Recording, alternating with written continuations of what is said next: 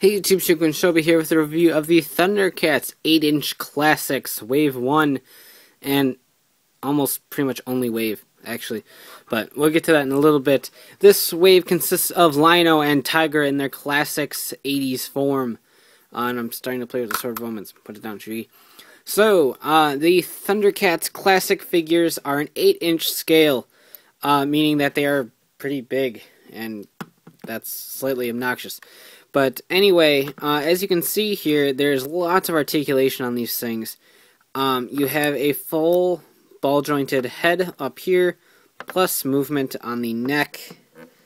And then you have, similar to the 6-inch new versions, you've got the swivel, ball-joint swivel up here with the bicep swivel.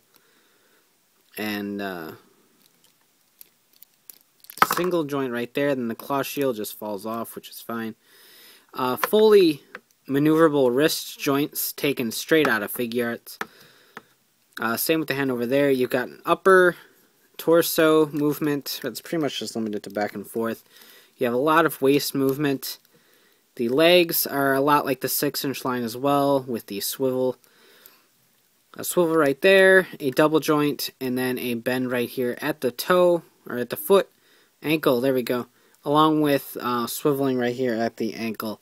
Also taking a cue from Figuarts. So Bandai of America is clearly learning from Bandai of Japan in the way of crafting figures. Because it does remind me a lot of a really upscale Figuart. Just without some of the articulation. As you can see, that fell off right there. It does connect. We have the claw shield. The retro claw shield is kind of obnoxious to me just because it's got this whole claw hand thing. It looks like he just has a hand attached to his hip, which looks kind of creepy. But yeah, the Sword of Omens here, no full compacting or anything, but it does fit right in there with the Eye of Thundera being visible. And it's all nice and tiny, and that's all it's really about good for. Plus we have the claw shield, which can just pop right off of here and be attached onto his hand. So all you have to do is pop this off, and like I said, these are pretty much Figuart hand joints. These just peg right in here, which was actually pretty nice at first try. Good old beginner's luck. Pops right in there, and then that acts as his new hand. So he's got that going on for him. Plus, he obviously has a full-scale Sword of Omens with the Thundercats logo on both sides, just like the 6-inch new version. Ta-da! Obviously, this is designed after the classic Sword of Omens and not the updated one, though they are pretty similar in design. So you take his sword-holding hand, which is right here. He is a right-handed swordsman, so he only comes with one additional hand. Pop that right off. And there we go. So now that's all nice and in there. Take the Sword of Omens, just kind of maneuver it into his hand.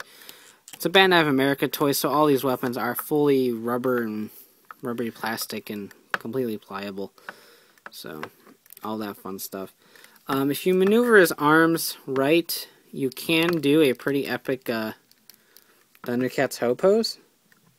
So that's always fun. You can't really see it. There we go. See? Pretty neat. So you can do that if you maneuver his arms right. But overall, lots of articulation. A pretty nice sculpt. I don't mind the head sculpt. The new one that's coming out has this angry face head sculpt, and I don't particularly like it all that much. But next up is Tygra. Pretty much everything that Lion-O had, except a hindered articulation here because of his little sleeve thing. But other than that, all the same points of articulation, except he doesn't have a bend in his upper torso. It's all just right here in the lower torso. Obviously, he doesn't have a belt either. But other than that, it's all the same articulation. So Tygra looks a little bit goofy because he's got like that jumpsuit thing going on, but I guess he has more of his body covered than Lion-O is. Lion-O, that little prostitute. So, Tygra comes with an alternate hand for holding his whip.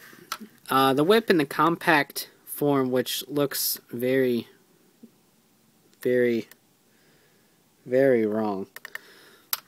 and the whip in its extended form. There's no wire or anything. There is a little swivel right there, so you can swivel that around if you want to, but that's really the only point of articulation in the whip. So you're going to have to maneuver that however you want.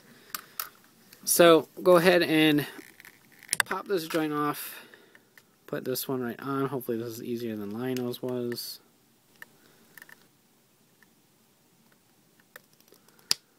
Spoilers, it wasn't. So we got that going on. And then this just slides right into his hand. And then maneuver that however you want to. You can have him hold some of it like that. Or however you see fit. So, obviously, the 8-inch line didn't do too great, considering it was canned. The Classics line is continuing, however, they're rebooting it into the 6-inch line, just like the newer figures for the 2011 show. So the Classics line will continue, however, they will be now in 6-inch scale to match the newer figures. The new Classics line will consist, Wave 1, of Lion-O and Mumra, presumably the ever-living Mumra as far as I'm aware. And who knows where they're going from there. Bandai has said that they do plan on releasing one more 8-inch Classics figure. They mentioned her, so I assume it's probably going to be Classics Chitara. And it will be available through limited distribution, so it'll probably be exclusive to things like Big Bad Toy Store or something like that. Possibly exclusive to Toys R Us. Kind of like the Transformers Prime figures. So, we'll see how that goes, whether that ends up happening or not. I do like these figures. They are very articulated. They do look very nice. I don't particularly like Tygra's classic design, so I'm kind of biased towards Lion-O being a good figure and Tygra kind of sucking. But that being said, they are really nice figures. Just with the 8-inch scale, it doesn't fit too many things. Besides, I think like Masters of the Universe Classics, I think they're in scale with those, if I remember correctly.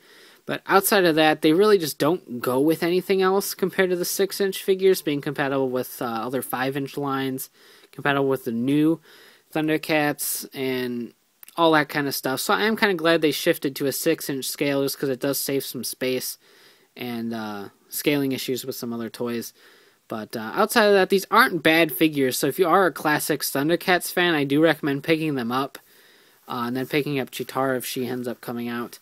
But I am glad they moved to a 6-inch scale, but these are really good figures, regardless of scaling issues. So you can check out shukenshinobi.com for latest updates on my reviews, and of course, you can check out ridersrangersandrambles.com for the latest tokusatsu news in the craziest way possible. So take care and have a great one. Bye.